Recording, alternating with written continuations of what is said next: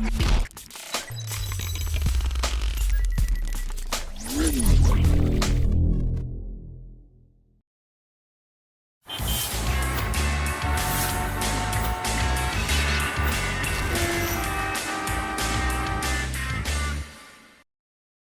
programa Fala Vereador começa agora com a participação especial do vereador Cristiano Caporeso.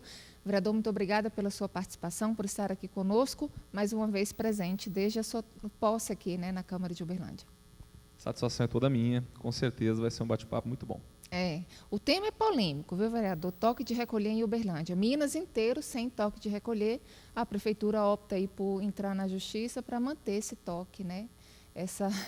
Essa situação aí bem estranha aí de impedir as pessoas, né, de ir e vir. Como é que o senhor está acompanhando esse processo?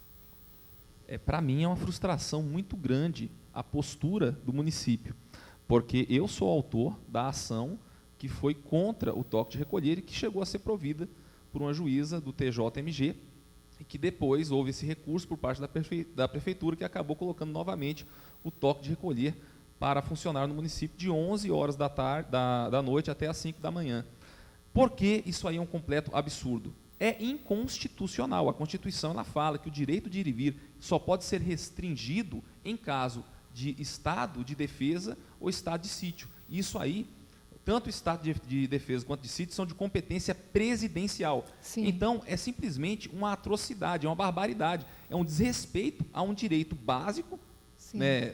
É um direito humano básico de liberdade e que fere a nossa Constituição. Então, assim, qual foi o argumento que eu fiz juridicamente? Foi esse. E qual foi o argumento em resposta por parte da prefeitura? O argumento deles foi o quê? O STF deixou a gente fazer isso. Então, esse é o argumento. Então, eu posso, porque o STF deixou. Então, assim, se alguém desrespeita a Constituição, isso não torna a postura dela legítima, porque faz parte de um alto órgão da República, né? Sim. Então, assim, como nós vamos ter um país sério se as pessoas não respeitam a lei? Qual é a lógica do toque de recolher ter caído no estado inteiro de Minas Gerais e permanecer apenas em uma cidade? E é interessante a gente ver a postura do governador, porque o governador ele entrou em acordo, né? Ele entrou em acordo com o Tribunal de Justiça de Minas e ele não bateu de frente com relação ao toque de recolher. Ele só alinhou a situação para que fosse suspensa, então entrar em conciliação, né? O município de Uberlândia fica nessa queda de braço. Isso, para mim, parece uma questão de vaidade. Eu posso estar sendo equivocado aqui na minha posição, mas é a única coisa que justifica, porque não existem argumentos lógicos que fundamentem algo assim. Até porque toque de recolher não reduz número de contaminação por Covid. O que acontece no toque de recolher é realmente destruir a vida das pessoas que trabalham no período noturno, principalmente nos aplicativos de mobilidade como o Uber. Eu tenho vários eleitores que são Uber, que ganham uma renda maior justamente no período noturno e que agora estão sendo proibidos de trabalhar. Então, assim, uma hora, em um primeiro momento, né, se fechou o comércio. E aí algumas pessoas tiveram que fechar suas empresas, encontraram como alternativa para poder sustentar a sua família esses aplicativos de mobilidade e já não podem mais utilizar. Por quê? Porque o Comitê do Desemprego resolveu tomar uma postura que é ditatorial. Não tem outra palavra para poder descrever algo que não tem fundamento em nossa Constituição e que fere a liberdade do indivíduo. Não, certamente é inadmissível. A gente pensa, por exemplo, que talvez eles estivessem preocupados com relação a festas clandestinas. A gente debate aqui também com outros vereadores sobre esse assunto. Quer dizer, será que esse toque de recolher estaria evitando essas festas? Será que tem algum diagnóstico nesse sentido, vereador? O que existe é essa questão de falar, olha, não se pode aglomerar. Eu não estou aqui defendendo aglomerações. Sim. Mas o que eu estou falando é que as pessoas tomam postura tendo por base uma ciência com 3 S's. Não tem fundamento científico. Sabe o que é fundamento científico? É tomar decisões tendo por base dados concretos. E desde o princípio da pandemia, há mais de um ano, já se comprovou, na maior cidade do mundo, que é Nova York, que mais de 65% das pessoas que foram contaminadas lá estavam em quarentena, trancadas dentro de suas casas. Então, essa questão de isolamento funciona? Não funciona. Quem está falando isso? É o vereador Cristiano Caporeso? Não, são os dados. E se funcionasse lockdown, Uberlândia foi um dos primeiros municípios do Brasil a fechar. Sim. E nós temos a pior performance em número de mortos de todas as cidades do interior do Brasil, com mais de 500 mil habitantes até 800 mil habitantes. Então, assim, a única coisa que comprova é que essas medidas de restrição da liberdade só geram mais confusão, mais mortes e falência. Né? Vereador, aqui na Câmara, os vereadores acompanham, o presidente acompanha a reunião do comitê, né, de enfrentamento ao combate à Covid em Uberlândia. O senhor já participou? O senhor tem alguma informação com relação a essas reuniões? Esse comitê, eu batizei ele de Comitê do Desemprego. Sim. E eu já participei antes mesmo de entrar aqui na Câmara Municipal. Sim. Só que, como ele é feito de maneira remota, eu não participei oficialmente. Participei atrás da tela. Sim. Eu vi um membro do comitê que depois pediu para sair dele, que eu não vou revelar o nome por uma questão de educação, lutar contra o fechamento do comércio e ser sistematicamente ignorado. As pessoas são escolhidas para fazer parte desse comitê e têm a liberdade de concordar. São as duas opções que a pessoa do comitê que está lá dentro pode escolher. Ou ela concorda, ou ela discorda e será ignorada. É uma gravidade muito grande. A gravidade, eu não preciso falar que é muito grande, né? Com relação ao comércio, vereador, agora a prefeitura estendeu aí, né? Quer dizer, a situação restritiva fica como está, mas os comerciantes têm receio de que essa situação, de que haja uma restrição maior com relação à atividade econômica. O senhor tem acompanhado também essa situação? Eu tenho acompanhado, é uma preocupação totalmente legítima. Mais de 60% de todos os empregos de Uberlândia são oriundos das pequenas e médias empresas, muitas delas já fecharam para nunca mais abrir. E agora parece que se isso aí for feito novamente, né, mais um lockdown, é para terminar de acabar com a cidade. Por isso que eu batizei o comitê de Comitê de Desemprego. Aí tem gente que fala assim para mim, não, o que o Caporeso fala é porque ele é de oposição. Eu não sou oposição ao atual governo, quero deixar isso claro. Eu apenas defendo o que é melhor para a cidade de Uberlândia. Tanto que eu já caminhei lado a lado com o prefeito Odelmo na hora de trazer um colégio cívico-militar para Uberlândia. E estou à disposição dele para o que for benéfico para a cidade. Mas o que está acontecendo aqui é desastroso. Com relação a essa questão do comércio, ela tem tantas pessoas na prefeitura que são pessoas estudadas, né? A gente, quando passa pela universidade, nessa área aí da economia, a prefeitura tem profissionais, pessoas formadas nessa área. A gente sabe que uma empresa, quando ela fecha, ela não abre mais. Então, ou você está tendo pessoas ali que não estão se lembrando do que aprenderam dentro da área acadêmica, ou você vê um corpo ali de pessoas da liderança do governo insensíveis com relação à questão de perda de renda.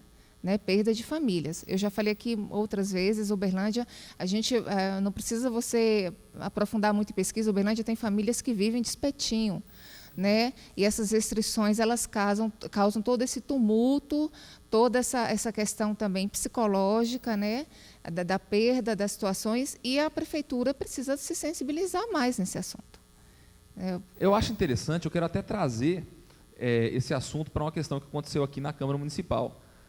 A partir do momento que se fecha o comércio, que se impede as pessoas de trabalhar, deveria existir uma contrapartida por parte do poder público. Sim. Seja aí através de um benefício de cunho municipal, seja através do corte do salário dos servidores. Quando eu entrei aqui na Câmara Municipal, eu queria colocar um projeto de lei para cortar o salário de todos os servidores, inclusive o meu próprio.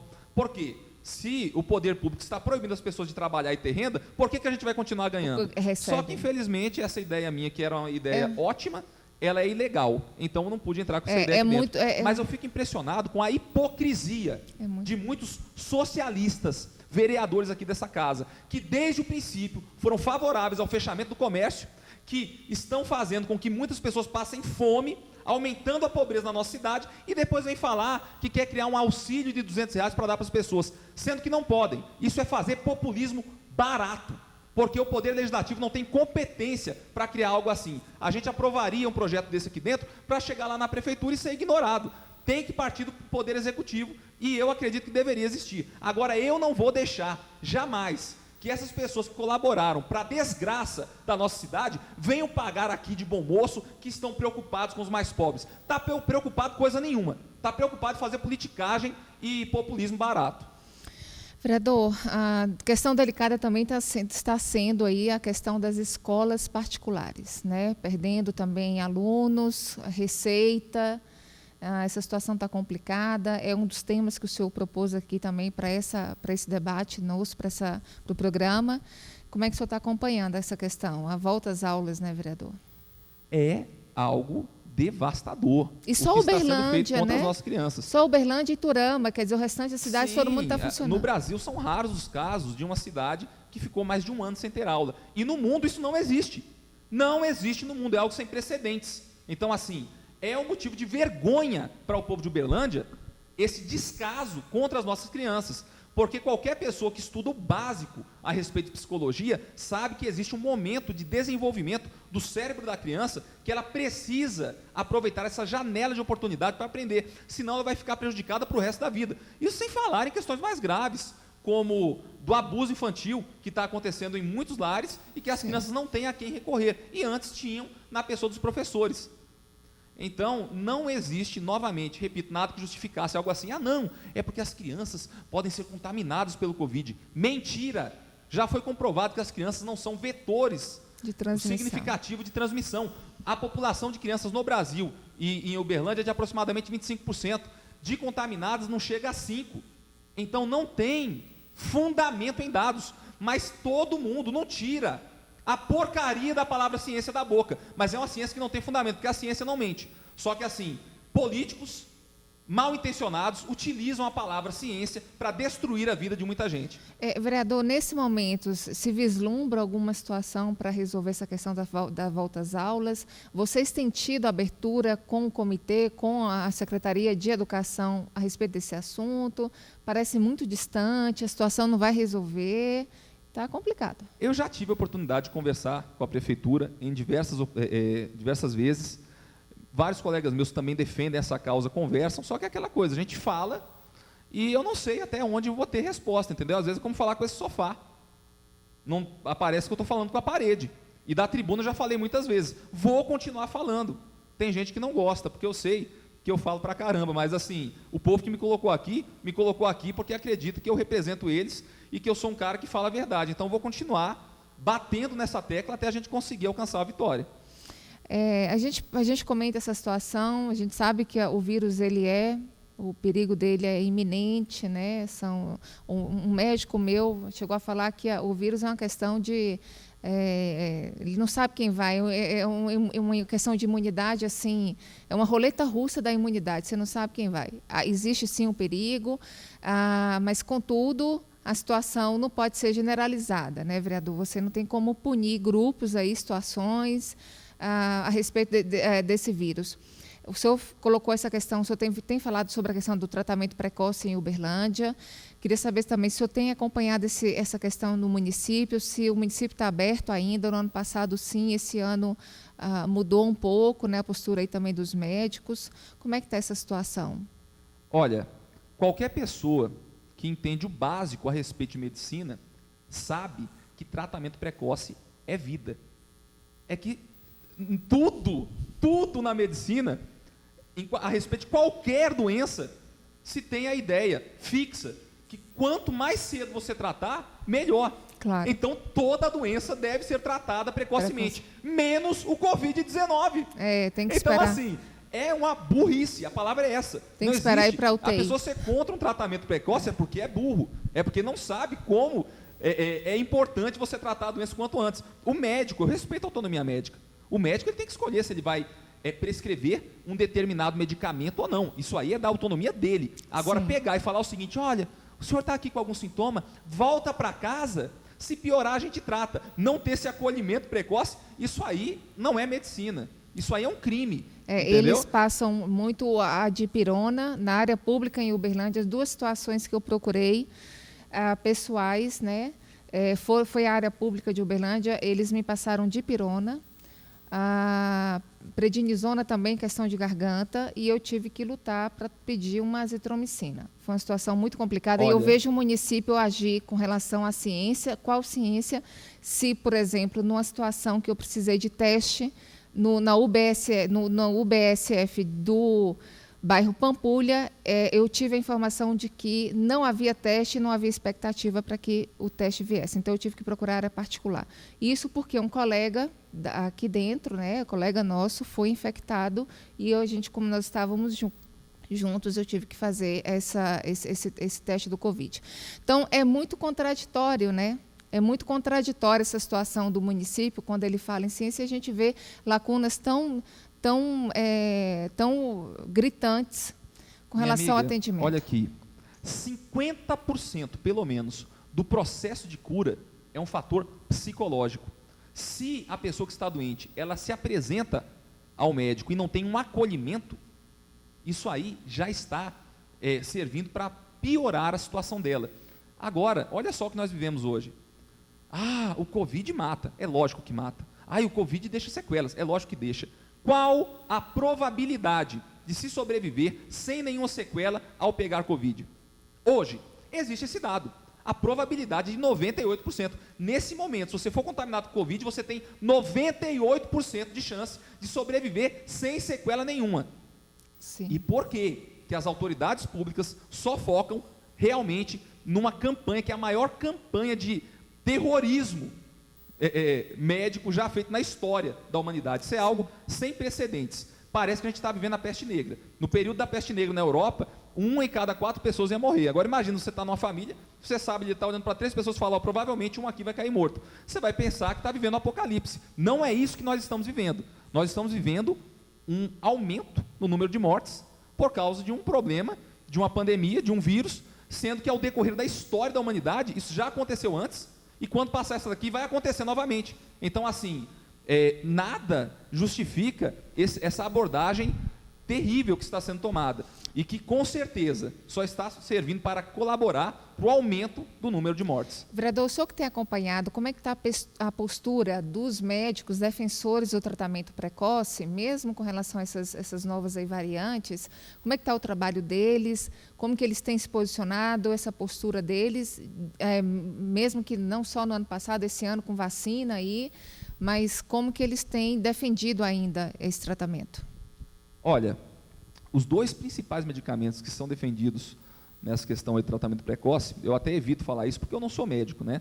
Mas todas as lives que eu realizei foram com pessoas extremamente competentes. Recebi a visita, hoje esteve aqui em Uberlândia, do Dr. Eduardo Leite, que é um médico muito competente, que tem uma história incrível lá na cidade de Feira de Santana e que está rodando o Brasil, faz parte aí de um grupo chamado Médicos pela Vida, que defende o tratamento precoce. Aqui em Uberlândia nós temos o Dr. Jairo Oliveira, que já tratou mais de 600 pessoas com caso grave de Covid. Sim. E que só perdeu um único paciente. E esse paciente, segundo o que ele me contou, não quis utilizar os medicamentos. Então, assim, quais são os medicamentos principais? Ivermectina e hidroxicloroquina. Existe uma lista de 100 medicamentos indispensáveis para a humanidade. Os 2 medicamentos estão presentes nessa lista. Então, agora, antes eles eram medicamentos premiadíssimos. A ivermectina é um medicamento super premiado. Agora já não serve mais. Por quê? Porque é barato? Porque funciona? Não, mas não tem estudo científico que comprove a eficácia. Tem sim, diversos. É só digitar lá na internet, c19stilled.com. É um site que ele faz um compilado de todos os estudos a respeito desses medicamentos, sim, para tratamento de Covid. Então, já existem sim diversos estudos, só não vê quem não quer. É estranha essa politização, uma vez que países como a China usam a cloroquina, a Rússia, que os casos foram pequenos, eles não tinham nem Cuba socialista usa. Sim, equipamentos de saúde, né? A Rússia não tinha equipamentos de saúde, teve que dar cloroquina. A Índia, no início da pandemia, ela deu cloroquina para os profissionais da saúde, para preservar a vida deles.